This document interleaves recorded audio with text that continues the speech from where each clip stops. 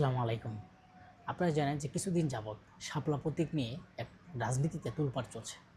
যে এনসিপিতে শাপলা প্রতীক লাগবেই এবং নির্বাচন কমিশনার শাপলা প্রতীকের পরিবর্তে তাদেরকে থালি আপনার বেগুন, কলা বা ইত্যাদি দিতে চেয়েছেন এবং নির্বাচন কমিশনার বলেছেন একটা নির্দিষ্ট টাইম আছে।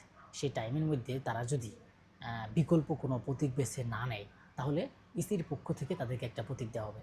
এবং অন্যদিকে এনসিপির যে নেতাকর্মীরা আছেন তারা বলেছে যদি তাদের প্রতীক না দেওয়া হয় তাহলে তারা মাঠে আন্দোলন করবেন, সংগ্রাম করবেন এবং আগামীতে নির্বাচন করার জন্য তাদের শাপলা প্রতীক লাগবে। আপনি জানেন যে তারা তাদের কিছু কিছু এমপি প্রার্থী বা এমপি মনোনীত প্রার্থী বা এমপি নির্বাচন করবে, এরকম কিছু কিছু লোক আছেন যারা আপনার এই শাপলা প্রতীক নিয়ে অলরেডি বিভিন্ন জায়গায় প্রোগ্রাম এবং সংবাদ সম্মেলন করছেন এবং পোস্টারটা নিয়ে মানুষের কাছে ভোট চাচ্ছেন। কিন্তু কথা হচ্ছে যদি এই শাপলা প্রতীক তাদেরকে না দেওয়া হয়, তারা যদি আন্দোলন সংগ্রাম করে এই শাপলা প্রতীক নেবে কিনা। আপনি জানেন যে আওয়ামী লীগের সময় যে ঘটনাগুলো হয়েছে নির্বাচন কমিশনার তার দায়িত্ব পালন করতে ব্যর্থ হয়েছে। আপনি জানেন যে নির্বাচন কমিশনারকে বাধ্য করা হয়েছে, সুষ্ঠু সুন্দর ভোট হয়েছে, না হলে তার চাকরি থাকবে না, তাকে ঝামেলা করা হবে বা বিভিন্ন সমস্যায় তিনি কিন্তু বাধ্য হয়ে শিকার হয়েছিলেন। কিন্তু এখন এই নির্বাচন কমিশনার বারবার বলছে যে নিয়মে নেই, কিন্তু তাদের সেটাই লাগবে। এখন আওয়ামী লীগ সরকার যে জোরপূর্বকভাবে ক্ষমতায় থাকলো, আপনারা দাবি দাওয়া করলেন, তারা দেশ থেকে বাহির করে দিলেন। কিন্তু এখন যদি আপনারা নির্বাচন কমিশনের যে আইন, নির্বাচন কমিশনের যে নিয়ম নীতি, সেটা যদি আপনারা না মানেন, আপনারা জোরপূর্বকভাবে ক্ষমতা দখল করে এবং জোরপূর্বকভাবে এবং নির্বাচন কমিশনারকে ঘেরাও করে আপনারা যদি প্রতীক নিতে চান, আদৌ সেই প্রতীক গ্রহণযোগ্যতা হবে কিনা। এবং বাংলাদেশের যত রাজনৈতিক দল, সেই রাজনৈতিক দলের ভিতরে কোনো আপনার গ্রহণযোগ্যতা পাবে কিনা। আপনি দেখেন যে আপনার শাপলা প্রতীক লাগবে, শাপলা প্রতীক নিয়ে আপনার তোলপাড় বিভিন্ন জায়গায় একটা ঝামেলা সৃষ্টি হচ্ছে।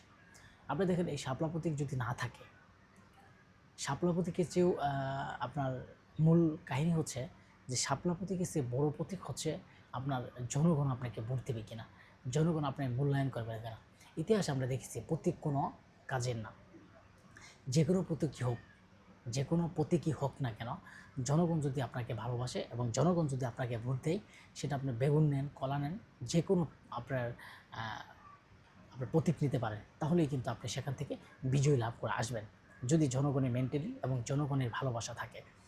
এখন এনসিপির বিভিন্ন নেতাকর্মীরা তারা নির্বাচন কমিশনারকে উদ্দেশ্য করে তারা বিভিন্ন কিছু বলেছেন যে লাস্ট পর্যায়ে তারা এই মার্কা পাবেনি এবং বিভিন্ন রাজনৈতিক নেতারা যারা আছেন, এনসিপির যারা নেতারা আছেন, তারা আসলে অল্প বয়সে সবাই নেতা, যেই কারণে তারা ভাবছে যে 24-এ যে গণঅভ্যুত্থান করেছে, সেই গণঅভ্যুত্থানে তাদের যে শক্তি আছিল, সমর্থ আছিল, মানুষ তাদের আন্দোলনের ডাকে যে সাড়া দিয়েছিল, এখন নির্বাচন কমিশনার এখানে যদি শাপলা না দেয়, তাকে ঘেরাও করা হবে এবং আন্দোলন সংগ্রাম করা হবে, সংগ্রাম করে তারা সেখানে প্রতীক নিয়ে নেবে।